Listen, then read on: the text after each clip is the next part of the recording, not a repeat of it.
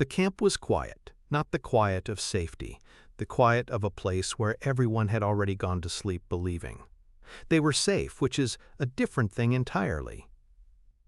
Fires burned low between the rows of tents. A pair of guards moved in their rotation with the comfortable predictability of men who had done this 100 times and expected to do it 100 more.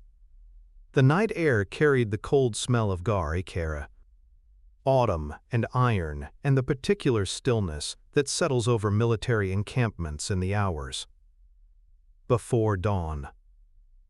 A shadow moved through it all without disturbing a single thing.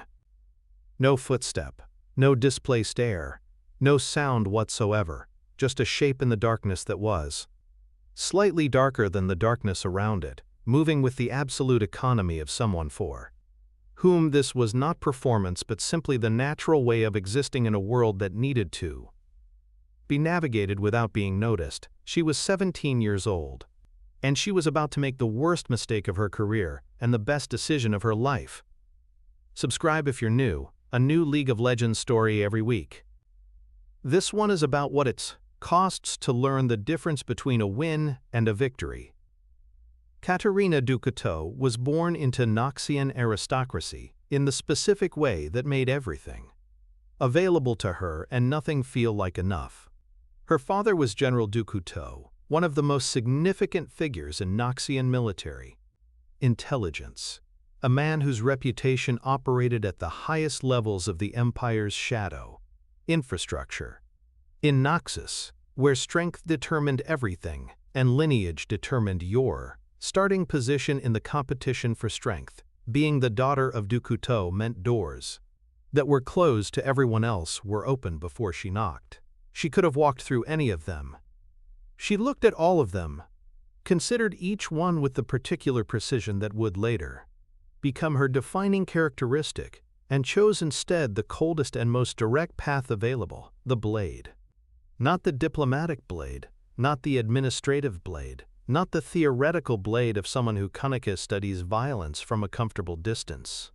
The actual blade, the one that requires you to be present when it does its work, the one that punishes hesitation and rewards only total commitment.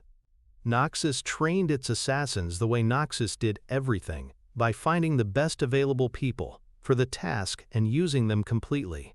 Katarina's instructors were among the most dangerous individuals in the Empire. Her father, whose own capabilities in this domain were not theoretical, ensured she had access to the highest level of what Noxus could offer. She absorbed everything faster than expected, which created its own complications. A student who masters the curriculum ahead of schedule creates pressure on the teacher to either advance the lesson or admit there is nothing left to teach. Katarina's instructors advanced the curriculum repeatedly. She advanced past that too.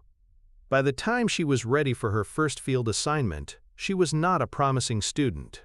Shikan was a completed weapon, impatient to be used. The assignment she received was, by the standards of what she had become, an insult.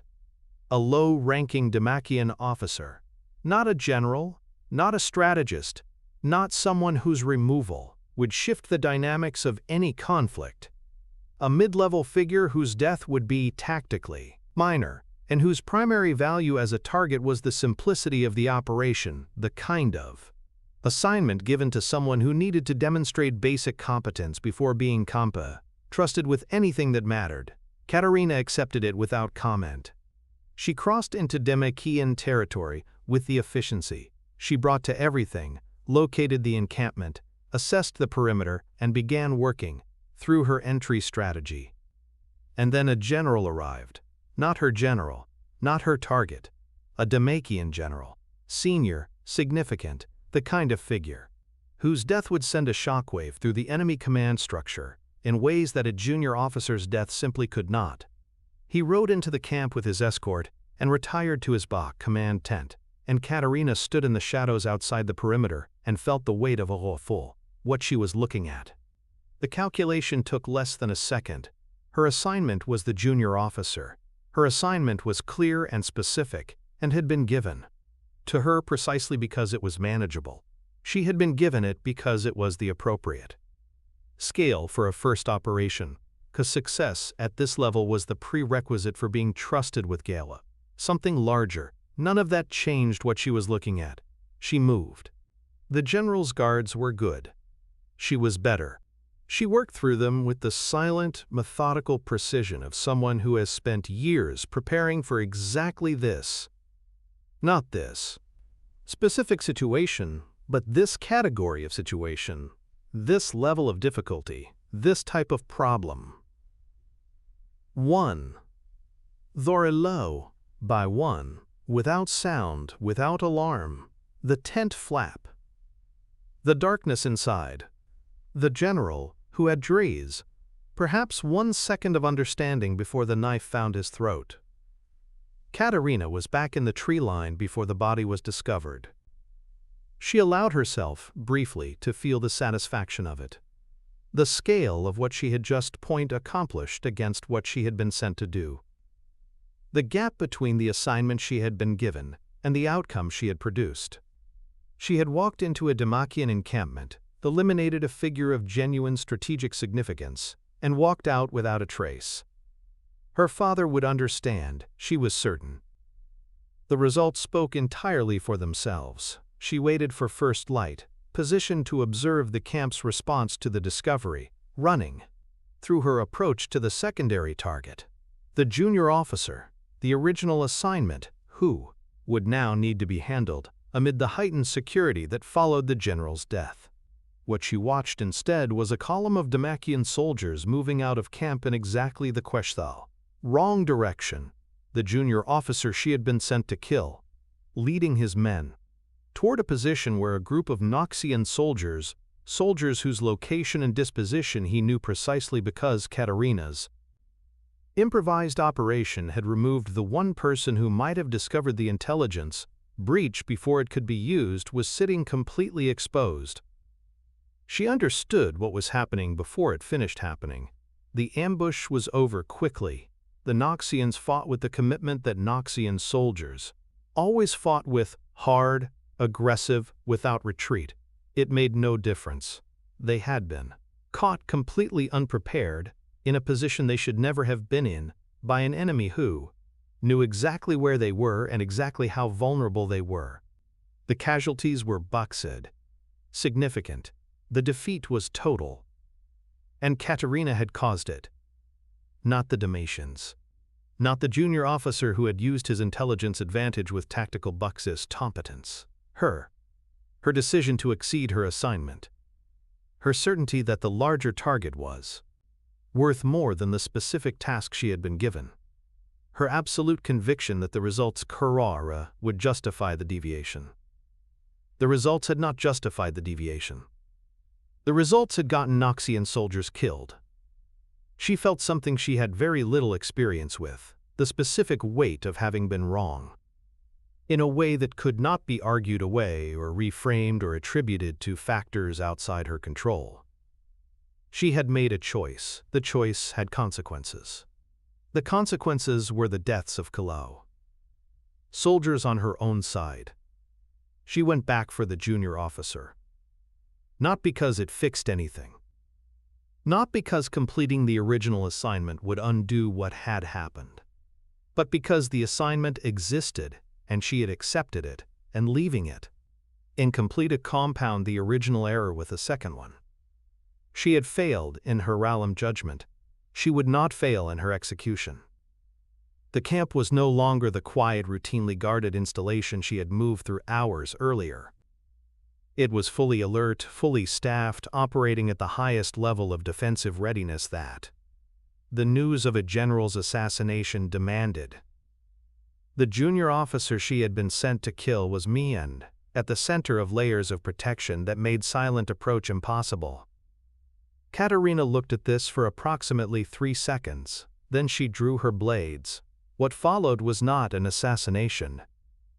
It was a direct assault, one person blades out, moving, through a Demacian defensive formation by force and speed, and the absolute refusal to stop moving.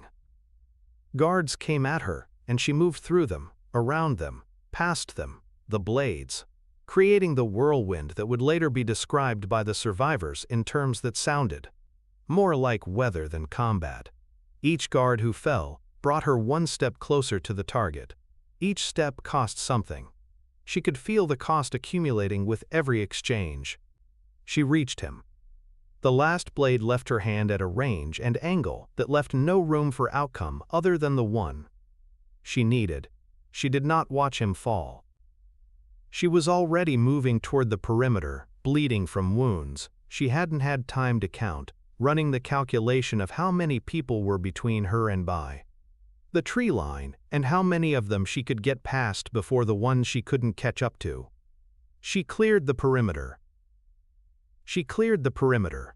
She moved through the forest with the animal efficiency of someone running on something beyond ordinary endurance, past the point where training sustains you and into the territory where something else takes over, something that has no name, but that every soldier who has a Reuasser pushed past their own limits recognizes when it arrives. When she finally stopped, she was far enough from the camp that the sounds had disappeared.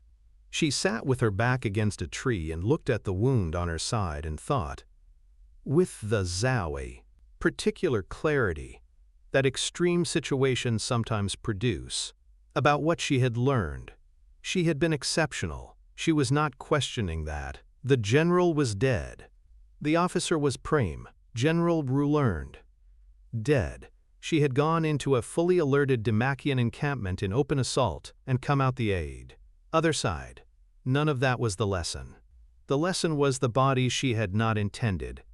The soldiers who had died because she had decided, unilaterally and without authorization, that her judgment about what mattered was better than her commander's judgment about what her assignment should be. The gap between being right about the larger target's significance and being right about whether she was the judge person authorized to make that call. Noxus valued strength. It also valued discipline. The second thing was what made the first thing, nerpt perster trade Joff, useful rather than simply destructive.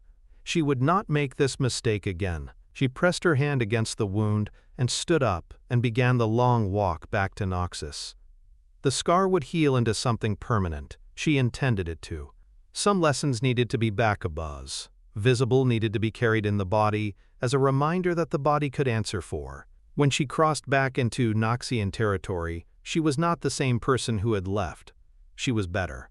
More precisely, she was the person she had always been, but with one piece of the picture she had been missing now permanently in place. The blade was hers. The judgment about when and where to use it was not always hers to make alone. She had been one of the best. Now she understood what that actually required of her. If this story stayed with you, subscribe. Every week, a new League of Legends lore. The one's history filed under the wrong lesson.